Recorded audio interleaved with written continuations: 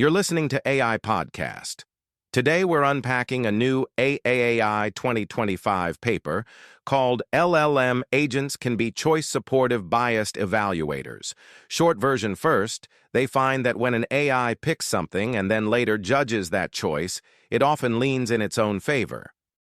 So the model chooses first, evaluates later, and kind of talks itself into liking what it picked. Is that the idea? Exactly. Think of it like choosing a restaurant, then remembering the food as just a bit better because you were the one who picked it.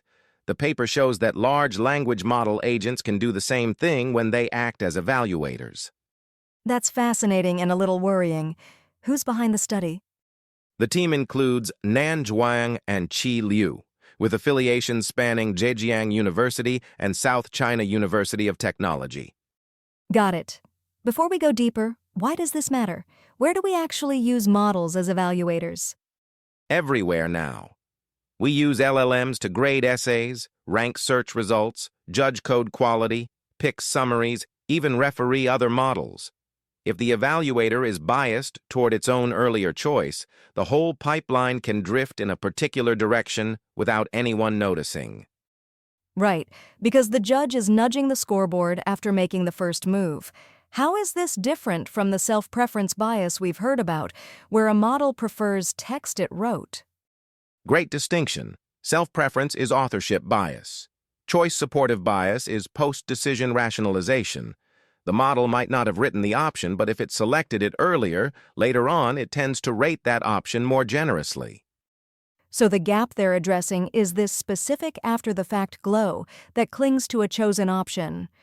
Exactly. And they approach it like a psychology study.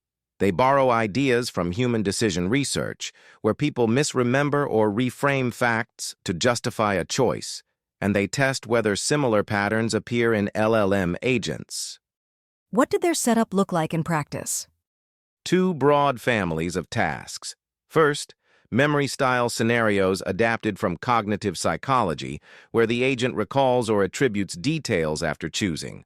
Second, evaluation tasks, where the agent picks from alternatives and then has to grade or explain that choice.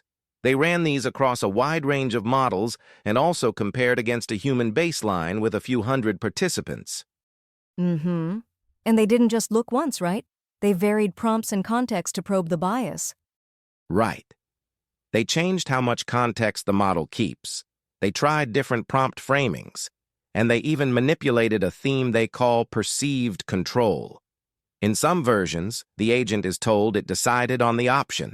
In others, it's told the option was assigned. Perceived control is clever. It's like telling the model you're the driver versus you're a passenger. Did that change the bias? It did. When the model believes it made the choice, the bias gets stronger. When it feels the choice was imposed, the bias weakens. That tracks with human behavior. If I pick the movie, I'm more likely to defend it later. What about hallucinations? Could this just be the model making things up in favor of its choice? They try to separate that. By constraining context or keeping the evidence close at hand, they make it harder for the model to invent details. The bias still shows up, which suggests it isn't only a hallucination problem. And how did size matter? People always ask whether bigger models are better behaved. The trend they report is that larger models tend to show milder choice-supportive bias. Not gone, but less pronounced. Interesting. And the human comparison? Humans show the same kind of bias in the psychology literature, and here the human baseline helps anchor the findings. The authors note that, even with bias present, some model evaluators performed competitively with humans on certain tasks. So, not doom and gloom. It's more like these systems are useful, but they lean toward what they picked, just like we do. Exactly. Useful doesn't mean neutral. And the point is to know when and how that tilt happens. Let's make this concrete. Say an agent is asked to choose between two summaries of a report, A and B. It picks A. Later, it has to score which summary is clearer. Because it chose A earlier, it might unconsciously boost A's clarity score. Perfect example. Or think of a code review agent. It selects a patch as the better fix. Then, when evaluating code quality, it selectively emphasizes strengths of that same patch. How sensitive was this to prompting? If I rewrite the instructions, can I calm the bias? Prompting matters. Framing the evaluator as independent or as auditing someone else's choice reduces the effect. Blinding helps too. If the model doesn't know which option it chose earlier, it can't lean on that identity. That's like double-blind taste tests. Take away the label, take away the halo. Exactly. Another lever is context discipline. If the evaluator only sees the evidence it should consider rather than a full narrative that includes its earlier decision, you cut off the easy path to rationalization. Love that. Now, what are the caveats? Where should listeners be cautious? A few. First, reproducibility across closed models is always tricky. When a vendor updates a model, results can shift. Second, the human sample here is well educated, which may or may not reflect broader populations. Third, we still need more effect-size detail across domains to know how much this matters in, say, hiring or safety review versus classroom grading. So strong signal, but we need more granularity. Any concerns about the construct of perceived control itself? After all, a model doesn't have feelings. Right, it's a prompt-level construct. We're shaping the system's role through text. That's powerful but also fragile. Different wording could yield different magnitudes. Replications with alternate framings would help. Practical question for teams listening. If they're building pipelines where models pick and then judge, what should they change on Monday morning? Separate the chooser and the judge. Use different model instances or even different families for selection versus evaluation. Blind the judge to which option was chosen earlier. Frame the evaluator as an independent auditor reviewing someone else's choice. And require evidence-anchored scoring, like pointing to the sentence or line of code that justifies each score. And maybe add a simple sanity check. Have a second evaluator review the same items in the opposite order, then compare.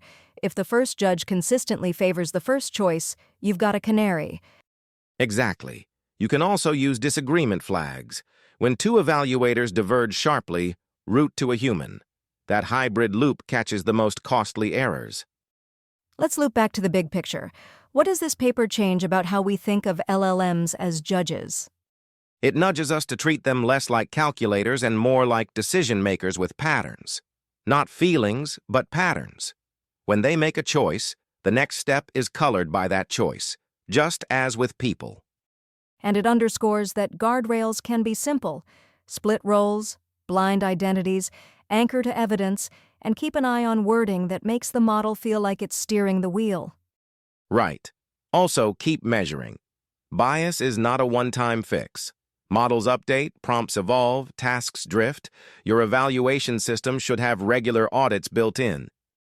Quick recap for our listeners. The study shows language model agents can become choice-supportive evaluators.